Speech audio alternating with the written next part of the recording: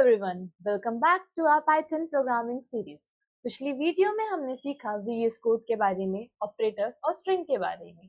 आज हम पाइथन के super important collection data types के बारे में सीखने वाले हैं, जो होते हैं हमारे list, tuple, set and dictionary.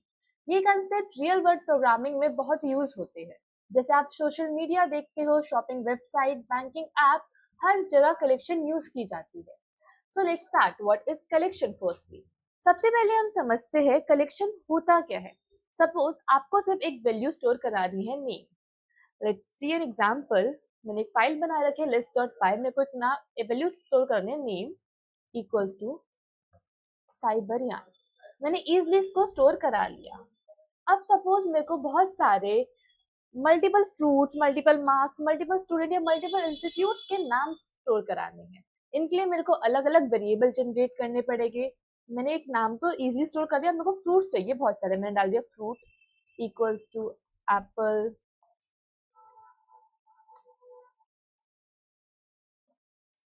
Fruit 2 equals to banana. ऐसे ऐसे करके मैं बहुत सारी लिस्ट बनाती रहूंगी, ये बहुत मेसी हो जाएगा। इसी प्रॉब्लम को सॉल्व करने के लिए कलेक्शन यूज होती है। कलेक्शन मल्टीपल वैल्यूज को एक ही वेरिएबल में स्टोर करता है। और पाइथन में कुछ कलेक्शन जो यूज होती है वो होती है हमारे list, tuple, set and dictionary. Starting with the list कि लिस्ट क्या होता है, लिस्ट की यूज करते हैं। अब लिस्ट मल्टीपल वैल्यूज को एक ही वेरिएबल में स्टोर करती है। सपोज जैसे मैंने वो फ्रूट्स का बनाया, मैंने एक फ्रूट में एप्पल स्टोर कराया, फ्रूट 2 में मैंने बनाना स्टोर कराया। अब मैं एक ही चीज में उन सबको स्टोर करा सकती हूँ। सपोज मैंने एक फ्रूट नाम की लिस्ट बनाई। लिस्ट हमेशा स्क्वायर ब्रैकेट में डिक्लेयर करी जाती है। मैंने यहाँ पे डाल दिया Apple comma second fruit which is banana, grapes. ऐसे करके मैं कितने भी फ्रूट इसमें ऐड कर सकती हूँ। इसकी कोई लिमिट नहीं है एडिशन की, आप कुछ भी इसमें ऐड कर सकते हो।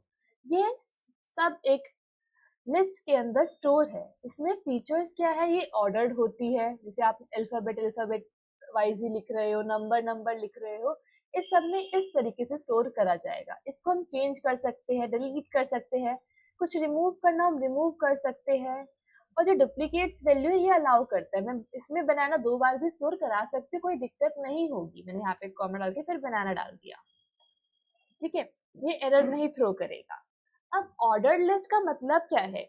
आइटम सेम सीक्वेंस में स्टोर होते हैं। जैसे एप्पल फर्स्ट पोजीशन पे ही रहेगा throughout the program, banana second position पे ही रहेगा। इसकी इंडेक्सिंग वैसे अलग है। जैसे हमने स्ट्रिंग में इंडेक्सिंग पढ़ा था, ये 0 1 से स्टार्ट करेगा। जो इसकी इंडेक्सिंग होगी वो 0 से ही स्टार्ट होगी। जैसे हमारी स्ट्रिंग में होती है वैसे इसमें इंडेक्सिंग होगी कि हमारा एप्पल 0 पे स्टोर है, बनाना 1 पे, ग्रेप्स 2 पे, ऑरेंज 3 पे, ऐसे ऐसे सो ऑन ये चलता रहेगा। और अब मैंने एक वर्ड यूज करा था, म्यूटेबल। म्यूटेबल मीन्स जो हमारी लिस्ट है वो चेंज हो सकती है। इसमें हम ऐड कर सकते हैं, रिमूव कर सकते हैं, अपडेट कर सकते हैं। अब हम सीखते हैं हम अपने लिस्ट को एक्सेस कैसे कर सकते हैं, हम अपनी लिस्ट को प्रिंट कैसे करा सकते हैं। ऊपर का डेटा काम का नहीं, उसे हम हटा देते हैं। यहाँ से हम स्टार्ट कराते हैं प्रिंट फ्रूट्स। अब मैंने सिर्फ फ्रूट्स प्रिंट करा दिया, फ्रूट नाम से मैंने फ्रूट प्रिंट करा दिया, सीधा सेव करा। यहाँ पे अपनी पाइथन के फाइल को हम रन करा देंगे।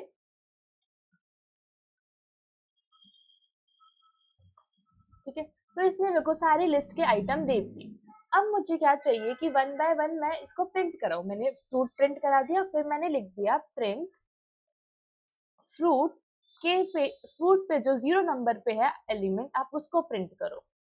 फिर मैंने कर दिया प्रिंट करो आप फ्रूट के फर्स्ट नंबर के एलिमेंट को। मैंने सेव करा, इसको रन करा, मेरे पास 0 नंबर पे आया एप्पल और फर्स्ट नंबर पे आया बनाना। हम इसको ऐसे भी एक्सेस करा सकते हैं। जैसे हमें पता है कि हमारे 0 पे एप्पल सेव है, इसने एप्पल दिखा दिया हमको। फर्स्ट पे हमारा बनाना सेव है, इसने बनाना दिखा दिया।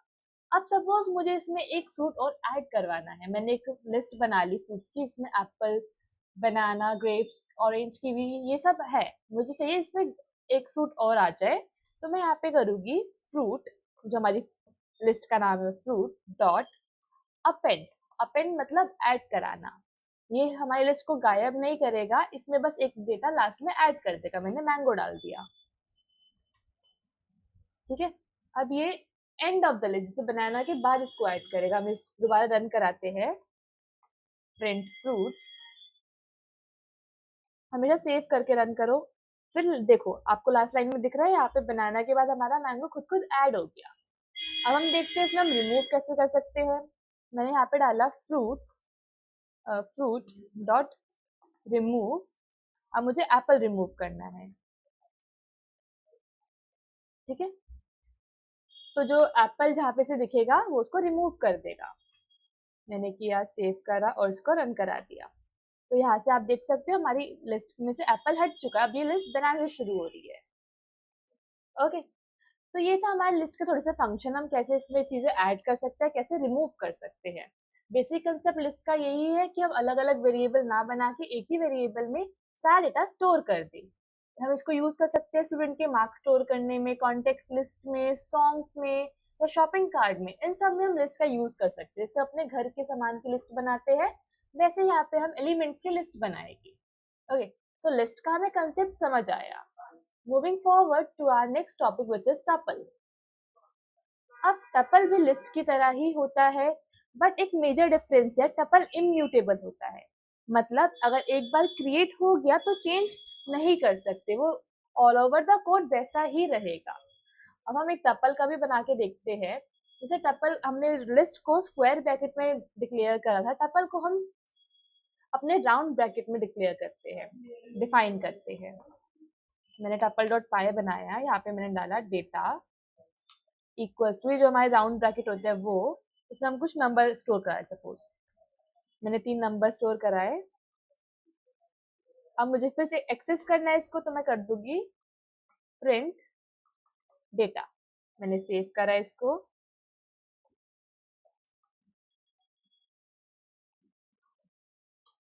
तो इसने मेरे को पूरी अपनी जो मेरी टपल है उसमें प्रिंट करके दिखा दिया। अब अगर मेरे को चेंज करना हो तो वो चेंज खुद करके देगा ही नहीं। जैसे अगर मैंने इसको बोला कि आप कर दो यहाँ पे डेटा डॉट रिमूव 10, ये मैंने करा, सेव करा, प्रिंट करा दिया मैंने अपना डेटा।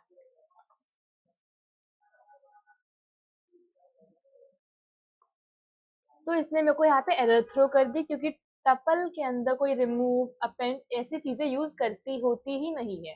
टपल डेटा को सिक्योर रखता है। इसका मेन कंसेप्ट ये कि जो आपने बना दिया वो ऑल ओवर द कोड वैसा ही रहे, उसको चेंज ना हो जब तक।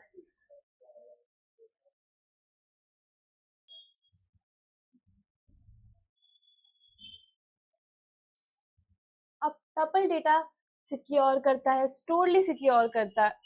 अरे यार क्या बोलती हूँ मैं।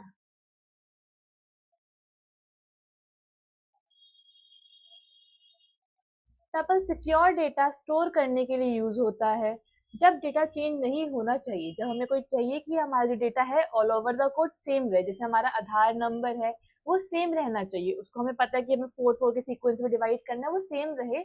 ऐसे काम में हम टपल डिक्लेयर करते हैं। वहां पे हम अपनी लिस्ट यूज नहीं करते, क्योंकि लिस्ट को हम चेंज कर सकते हैं और टपल को हम चेंज नहीं कर सकते। ये तो था हमारा लिस्ट और टपल का। Now moving forward, set.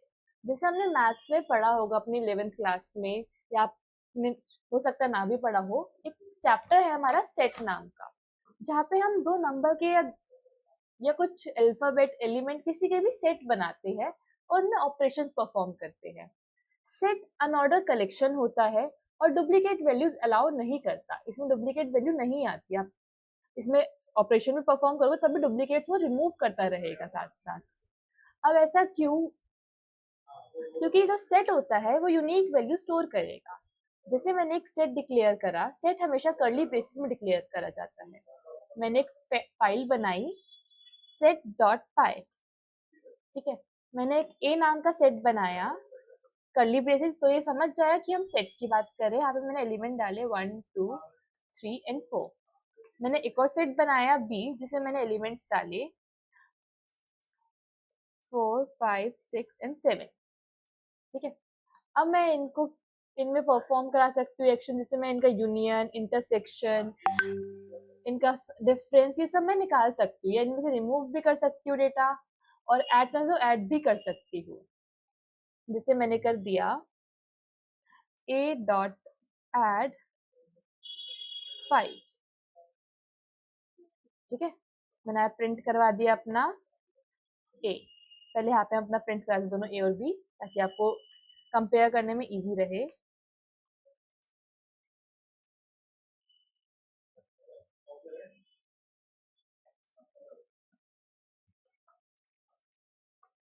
ठीक है, मैंने रन करा। पहले इसने मेरे को दिया ए की वैल्यू, फिर इसने दी मेरे को बी की वैल्यू, फिर ए में इसने 5 ऐड करके मेरे को दिखा दिया।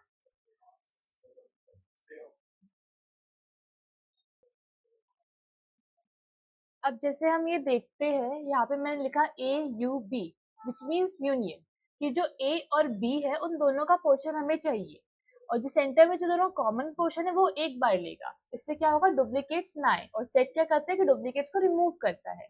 तो फर्स्टली हमने पढ़ा ए यूनियन बी क्या होता है, विच इज मतलब अपने नॉर्मल लैंग्वेज को ए प्लस बी, बट उसमें डुप्लीकेट नहीं आने चाहिए। जो शेडेड पोर्शन है हम उसकी वैल्यू निकालेंगे। फिर आता है हमारा ए इंटरसेक्शन बी, जो ए और बी में कॉमन चीज है हम इंटरसेक्शन में वो निकालते हैं। फिर आता है डिफरेंस ए और बी। ये ए और बी एक सेट है जिसे हम वेन डायग्राम से रिप्रेजेंट कर रहे हैं, और अब इसमें हम ऑपरेशन परफॉर्म कर रहे हैं। जैसे मेरा है ए माइनस बी, ए और बी साथ कनेक्टेड है। अब मैं ए में से भी बी का जो पोर्शन है वो भी निकाल के जो ए का पोर्शन बचेगा उसे दिखा दूंगी। अब प्रैक्टिकली हम समझते हैं कैसे काम करते हैं। हमने सेट बना ली ए और बी।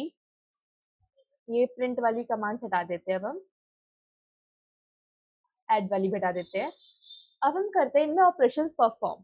जैसे मैंने कर दिया यहाँ पे print a dot union b. इसका मतलब है ए का यूनियन होगा बी से। जैसे अभी हमने देखा था ए यूनियन बी।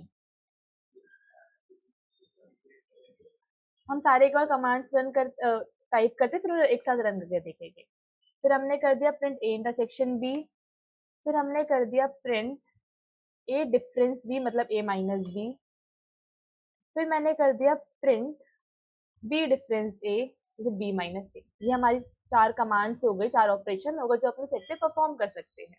मैंने एंटर करा। फर्स्ट इसने मेरे को यूनियन दिखाया, इन दोनों सेट को ऐड कर दिया। अब हमारे पास सेट ए में है 1 2 3 4, सेट बी में है 4 5 6 7। इनमें 4 कॉमन है, बट 4 इसने एक ही बार दिखाया, 2 बार नहीं दिखाया, क्योंकि दोनों में तो 4 आ ही रहा है, तो ये डुप्लीकेट्स रिमूव कर देगा। फिर आता है इंटरसेक्शन। इन दोनों में कॉमन चीज है 4, जो इसने मेरे को प्रिंट करके दिखा दी। फिर आया ए डिफरेंस बी। ए को हमने ए में से माइनस किया बी को। पहले तो हमने बी पूरा हटा दिया, और जो बी का एलिमेंट ए में भी आ रहा है उसको भी हटा दिया, तो हमारे पास बचा 1 2 3।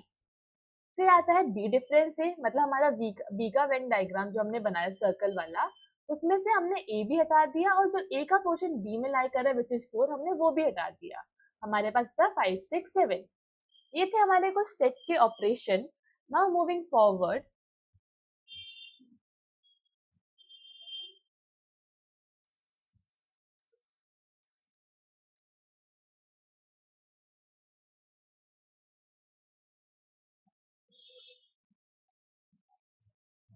अब हम पढ़ेंगे डिक्शनरी के बारे में। डिक्शनरी क्या होता है? डिक्शनरी डेटा को की वैल्यू पेयर में स्टोर करती है। जैसे हम जो वेरिएबल बना रहे हैं वो हमारी की है, उसमें जो वैल्यू स्टोर हो रही है, जो डेटा स्टोर हो रहा है वो हमारी वैल्यू है। सपोज आपके पास बहुत सारे स्टूडेंट की डिटेल्स है, आप चाहते हो उसको आप एक ही वेरिएबल में स्टोर करो, तो हम डिक्शनरी का यूज करेंगे। जैसे हम एग्जांपल देखते हैं। मैंने एक और फाइल बनाई dict.py। ओके, यहाँ पे मैंने स्टूडेंट नाम की एक डिक्शनरी बनाई है। Student equal to curly braces. मैंने एंटर करा। मैंने इसकी की दी नेम। इसका सारा इन्वर्टेड कॉमा में करेंगे कॉलन। नेम में जो डेटा स्टोर करना है, सपोज मेरे को अमन स्टोर करना है, तो मैंने अमन डाल दिया। ठीक है, एंटर करूंगी। मैं यहाँ पे डाल दूंगी उसका कोर्स। यहाँ डाल दिया मैंने पाइथन। वेट, यहाँ पे स्पेस एक्स्ट्रा हो गया।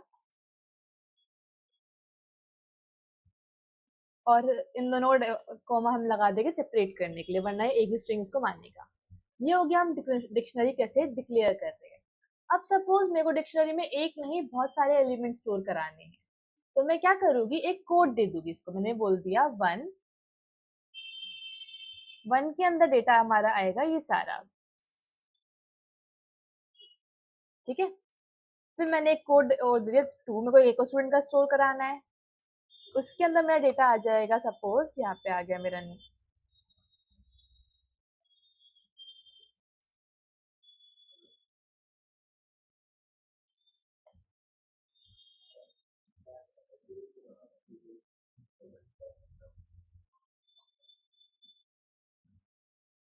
ओके। मेक श्योर आप जब दो एलिमेंट्स दे तो कॉमा से आप उसे सेपरेट करते रहो, वरना ये एरर थ्रो करेगा। अब मैं चाह रही हूँ मैं अपनी लिस्ट, अपनी डिक्शनरी को पूरा प्रिंट करा लूँ, तो मैं कर दूंगी प्रिंट स्टूडेंट। मैंने सिर्फ स्टूडेंट प्रिंट कराया है, मतलब वो मुझे पूरी डिक्शनरी का एक्सेस दे देगा। पाइथन, अब इसने मेरे को डिक्शनरी के हर एलिमेंट का एक्सेस दे दिया। अब मैं चाह रही हूँ मैं सिर्फ एक ही इंसान को देख पाऊँ, एक ही बच्चे का डेटा देख पाऊँ, तब मैं डाल दूंगी यहाँ पे प्रिंट स्टूडेंट 1। तो जो फर्स्ट नंबर पे मेरा स्टूडेंट स्टोर हुआ है वो उसका डेटा मेरे को दे देगा। मैंने करा फिर से, तो सिर्फ मेरे को पहले तो पूरी डिक्शनरी प्रिंट कर दी इसने स्टूडेंट से, फिर स्टूडेंट 1 से इसने सिर्फ मेरे को फर्स्ट स्टूडेंट का डेटा दे दिया। अब मैं ये भी कर सकती हूँ, मेरे को सिर्फ फर्स्ट स्टूडेंट का नेम चाहिए।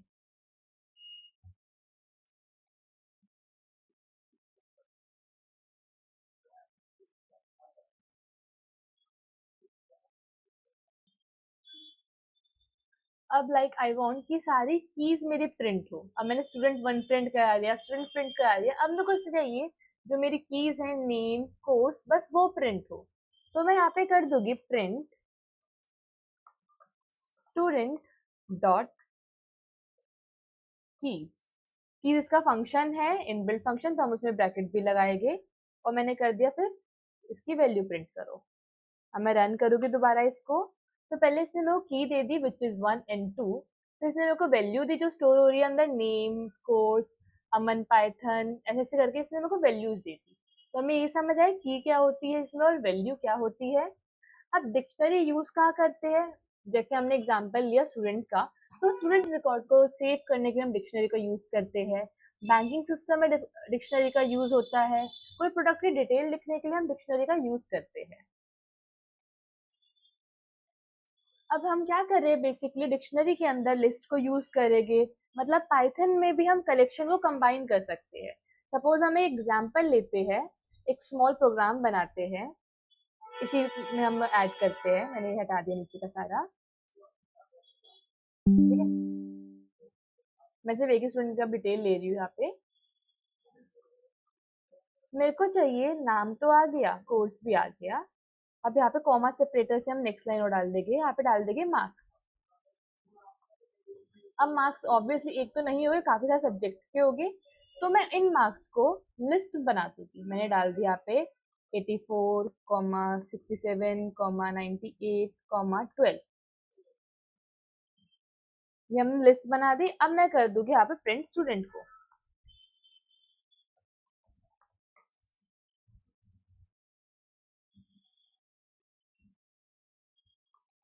ठीक है, तो इसने मेरे को सारा डेटा दे दिया एज इट इज। अब जो हमने लिस्ट बनाई है वो हमने डिक्शनरी में स्टोर करी है, फिर भी उसने एरर ना देके हमें सीधा बता दिया। मतलब हम पाइथन में कलेक्शन को कंबाइन भी कर सकते हैं, हम सेट में भी डिफाइन कर सकते हैं, हम लिस्ट में भी डिफाइन कर सकते हैं, हम टपल में भी डिफाइन कर सकते हैं, ये हमारे ऊपर है।